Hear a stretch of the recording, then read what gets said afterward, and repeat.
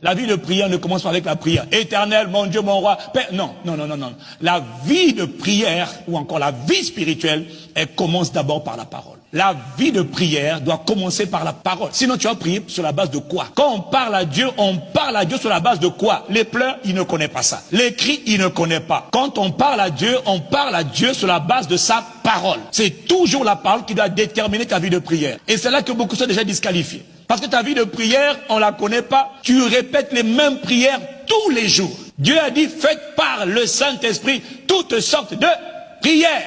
Et toi, c'est la même prière. Ça ne marche pas. À l'époque, on nous avait appris, quand tu viens prier, demande d'abord pardon pour tes péchés. Après, demande le sang. Après, lis l'ennemi. Après, non, ça ne marche pas. Tu ne peux pas prédire à l'avance le genre de prière que tu auras lundi, mardi, mercredi, jeudi. Tu ne peux pas. Je me tiens dans la présence de Dieu. C'est lui qui doit me donner la direction. C'est lui qui doit conduire. C'est pas le même schéma. Laisse ton schéma là, ça ne marche pas. Ce n'est pas comme ça qu'on prie.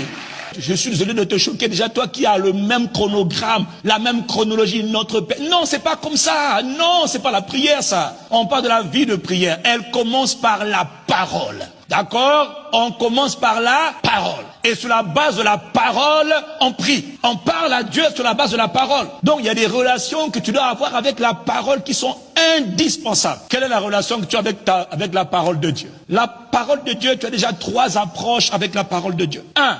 La lecture de la parole. Est-ce que tu as une Bible d'abord? Oui. Est-ce que tu l'ouvres régulièrement? Depuis quand as-tu ouvert ta Bible?